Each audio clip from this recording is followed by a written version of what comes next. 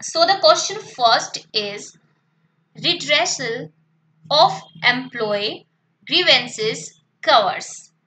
Grievances का question हम लोगों ने कल भी किया था एक, ठीक है। तो उसमें हमने पढ़ा था कि ग्रीवेंसेस जो होती है वो डाउनवर्ड चैनल ऑफ कम्युनिकेशन को प्रोवाइड नहीं करती। ग्रीवेंसेस कैन बी रियल और इमेजिनरी। अगर कोई पर्सन अपनी जॉब से रिलेटेड वो बर्डन फील कर रहा है, वो उसमें इंटरेस्ट फील नहीं कर रहा है, तो वो ग्रीवेंस कहलाएगा। अब ये जो कंप्लेंट्स है, ये जो ग्रीवेंसेस है, रिड्रेसल का मतलब होता है इनका क्या सॉल्यूशन है। आखिर आप क्या करें जिससे आपके एम्प्लॉइज की जो ये कंप्लेंट्स या ये जो दुख है, ये जो ग्रीवेंसेस है regarding working conditions, regarding salary, wages, तो आप इनका रिड्रेसल कैसे करोगे, इन केस आप इनका इलाज कैसे करोगे। Option A, positive attitude towards employee grievances and readiness to help. आप अपने एम्प्लॉय की जो कंप्लेंट्स है उनकी तरफ आपका पॉजिटिव एटीट्यूड है, मींस आप उनका फीडबैक सुनते हो और उनको हेल्प प्रोवाइड करने के लिए आप रेडी रहते हो। क्या ये सॉल्यूशन है? Option b, institutionalising and expeditious machinery for resolving employees grievances. Means आप एक ऐसी मशीनरी बना दो, एक ऐसा डिपार्टमेंट, एक ऐसी यूनिट या एक ऐसा मशीन आपके पास हो जिसके थ्रू आप अपने एम्प्लॉयज की ग्रीवेंसेस को सोल्व कर पाओ, उनका सॉल्यूशन। मशीनरी का मतलब गाइस यहाँ पर ये नहीं है कि कोई एक मशीनरी का मतलब है यहाँ पर एक आप टीम बना सकते हो, एक आप यूनिट बना सकते हो जो एम्प्लॉय की ग्रीवेंसेस से रिलेटेड क्या करेगी, सॉल्यूशन करेगी।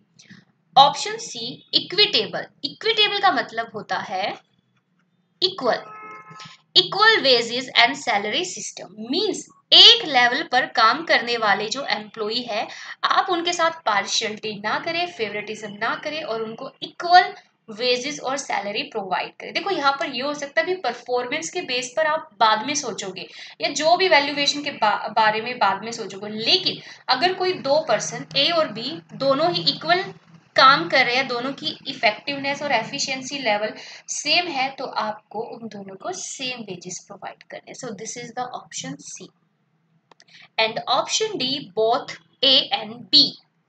ठीक है, तो अब यहाँ पर आपको ये बताना है कि redressal of employees grievances covers. देखो, अगर आप अपने एम्प्लॉयज को already equal wages and salary provide कर रहे हो तो वहां पर तो रिड्रेसल की बात ही नहीं आती। तो यहाँ पर हमारा आंसर हो जाएगा ऑप्शन डी। ठीक है, option both A and B कि एम्प्लॉइज की ग्रीवेंसेस को रिड्रेसल करने का एक तरीका है कि एक मशीनरी बना देना जिससे आप उनकी ग्रीवेंसेस को सॉल्व कर पाओ और एक पॉजिटिव एटीट्यूड रखना उनकी हेल्प करने के लिए। लेकिन अगर ऑलरेडी आप इक्विटेबल वेजेस और सैलरी प्रोवाइड कर रहे हो तो फिर यहाँ पर रिड्रेसल की बात नहीं आती। So the option D. Question second, performance appraisal includes. Performance appraisal के अंदर इंक्लूडेड है और यू कैन से शामिल है। Option A, help employee in self appraisal. Option B, review this performance in relation to the objectives and other behaviors. Option C, check reviews done by the superiors. Option D, send summary informations for central storage and use. And option D, all of these. So guys, जब भी हम लोग performance appraisal की बात करते हैं हमेशा हम लोग ये सोचते हैं कि सुपीरियर्स जो होते हैं, बॉस जो होते हैं, वो अपने एम्प्लॉय का परफॉर्मेंस अप्रेजल करता है। बट बहुत सारी ऐसी टेक्निक्स होती है जिनमें आप अपने एम्प्लॉय को भी मौका देते हो कि आप अपनी परफॉर्मेंस को रेट्स प्रोवाइड करिए। आप अपनी परफॉर्मेंस के बारे में बताइए कि आप अपनी परफॉर्मेंस को अच्छा समझ रहे हो या ये आप इसको सही नहीं समझ रहे हो कि भाई इतनी परफॉर्मेंस होनी चाहिए थी, बट जो टारगेटेड जो रिजल्ट्स थे उसके अकॉर्डिंग आपकी परफॉर्मेंस नहीं हुई है। तो परफॉर्मेंस अप्रेजल के अंदर सेल्फ अप्रेजल भी आता है और आप यहाँ पर एक पर्सन की परफॉर्मेंस को कंपनी के ऑब्जेक्टिव्स के साथ या उसके जो प्रायर सेट जो ऑब्जेक्टिव्स थे उनके साथ और अदर दूसरे एम्प्लॉयज के बिहेवियर के साथ आप कंपैरिजन करते हो। जैसे हम जो भी वैल्यूएशन के अंदर करते हैं ना, जो भी वैल्यूएशन के अंदर आप क्या करते हो, एक जॉब को आप कंपनी की अदर जॉब्स के साथ आप कंपैरिजन करते हो, देन आप डिसाइड करते हो कि भी कौन सी जॉब की वैल्यू ज़्यादा है। इसी तरह से आप एक एम्प्लॉय के बिहेवियर को, उसकी परफॉर्मेंस को ऑब्जेक्टिव्स के साथ भी कंपेयर करते हो और दूसरे एम्प्लॉयज के बिहेवियर के साथ भी। Option c, check reviews done by the superior.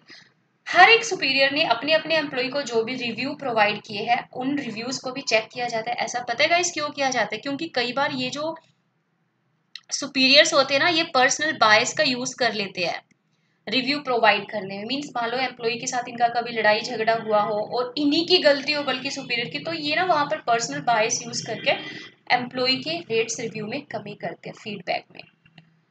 And option D, send summary. अब सेंट्रल स्टोरेज को या सेंट्रल डिपार्टमेंट को या जो भी मेन अथॉरिटी है उसको इन्फॉर्मेशन क्यों भेजी जाती है about the performance of employees, so that वो फाइनली डिसाइड कर सके कि भी एम्प्लॉय को रखना है या निकालना है, सैलरी बढ़ानी है या घटानी है, प्रमोशन करना है या डिमोशन करना है।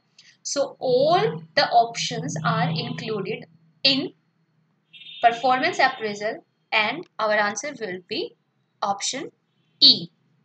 ठीक है, आई नो हमारे नेट एग्जाम के अंदर 4 ऑप्शन पूछे जाते हैं, बट मुझे यहाँ पर आप लोगों को कुछ परफॉर्मेंस अप्रेजल के बारे में एक्स्ट्रा पॉइंट्स पढ़ाने थे, तो मैंने क्वेश्चन के अंदर उन सभी पॉइंट्स को पुट अप कर दिया। Okay, so let's move on to the third question. So इस तरह से ना गाइस आप लोग अपने घर पर भी प्रैक्टिस कर सकते हो। Question third guys, disciplined behavior of employees is a condition of efficient performance in। अगर आप चाहते हैं आपके एम्प्लॉय एफिशिएंटली और इफेक्टिवली काम करें आपकी कंपनी के अंदर, तो वहां पर एक कंडीशन अप्लाई होना बहुत जरूरी है, वो है एम्प्लॉय का डिसिप्लिन होना। अगर आपका एम्प्लॉय डिसिप्लिन नहीं होगा, उसका बिहेवियर डिसिप्लिन नहीं होगा, तो वो कभी भी कंपनी को अपना फुल कंट्रीब्यूशन नहीं दे पाएगा, वो अपनी एफिशिएंसी का फुल यूटिलाइजेशन नहीं कर पाएगा। हो सकता है वो बहुत इंटेलिजेंट है, स्मार्ट है, मतलब इफेक्टिव है, एफिशिएंट है, बट स्टिल जब तक वो अपना बिहेवियर में चेंज नहीं करेगा तो काहे की उसकी एफिशिएंसी गाइस। ओके, सो तो कहाँ पर जरूरी है एम्प्लॉय का discipline behaviour? Option A, industrial enterprises. Option B, communication. Option C, personnel department. या ऑप्शन डी, सैंपल यूनिट्स। अब आप लोग ये कहोगे कि मैम एक डिसिप्लिन बिहेवियर तो कम्युनिकेशन के अंदर भी जरूरी है, अगर कोई एम्प्लॉय दूसरे एम्प्लॉय से या अपने बॉस से बात कर रहा है। जो पर्सनल डिपार्टमेंट होता है वहां पर भी एक डिसिप्लिन बिहेवियर ही होना चाहिए। और जो सैंपल यूनिट्स का तो यहाँ पर गाइस कोई लेना देना ही नहीं है। सैंपल यूनिट्स का मतलब क्या होता है? आपने फॉर एग्जांपल कोई नया प्रोडक्ट बनाना है लेकिन आपने सिर्फ शुरू में 100 यूनिट्स बनाई, ठीक है, तो डिसिप्लिन बिहेवियर का और यूनिट्स का तो यहाँ पर कुछ लेना देना नहीं है। लेकिन अगर हम यहाँ पर आंसर ए कर देते हैं तो एक इंडस्ट्रियल एंटरप्राइज के अंदर ये सारी चीजें आती है, कम्युनिकेशन, पर्सनल डिपार्टमेंट। तो एक एम्प्लॉय के लिए कंडीशन अप्लाई होती है कि उसका बिहेवियर डिसिप्लिन्ड होना चाहिए ताकि वो अपनी एफिशिएंट परफॉर्मेंस दे पाए। मैंने पहले कहा था जब हम एफिशिएंसी के बारे में बात करते हैं that means we are talking about the quantity, and जब हम लोग इफेक्टिवनेस के बारे में बात करते हैं तब हम बात करते हैं quality.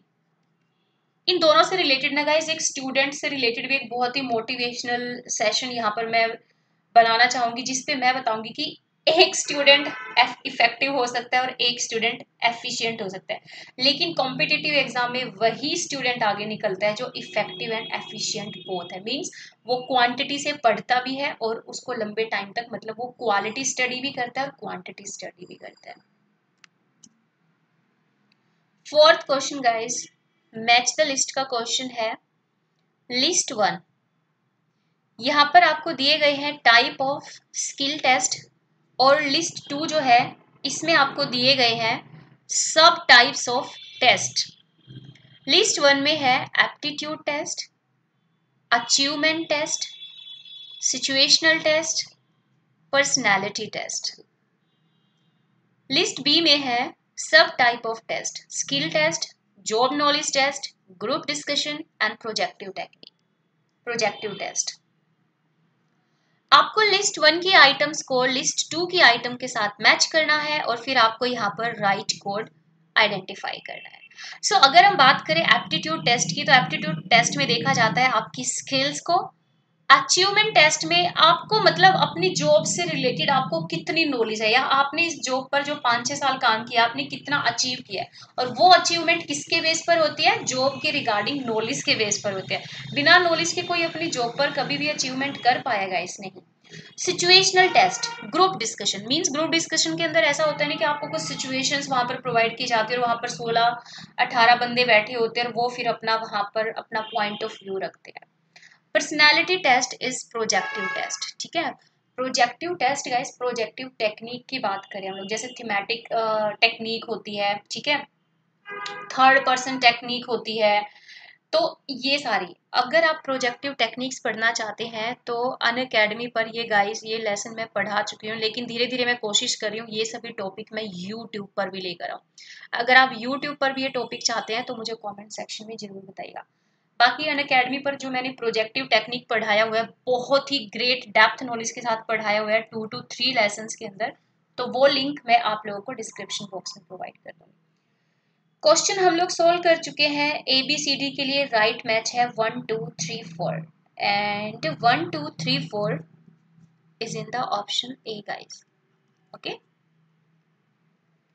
and here is our last question, fifth question. The objective of the selection decision is to choose the individual who can most successfully perform the job from the pool of।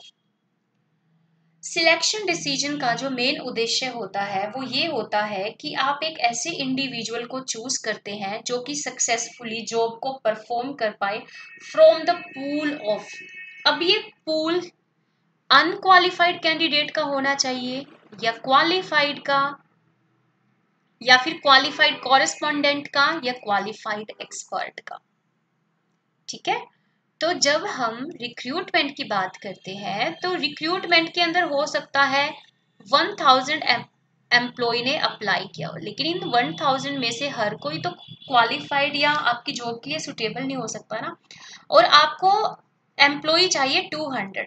तो आप इन 1000 में से आप इन 200 employ को क्या करोगे, select करोगे।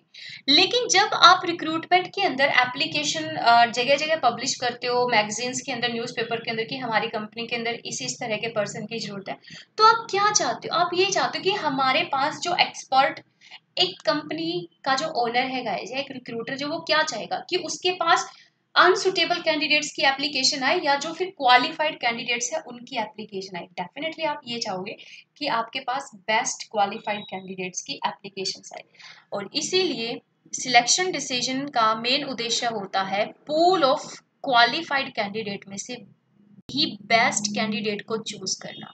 सो our answer is option A.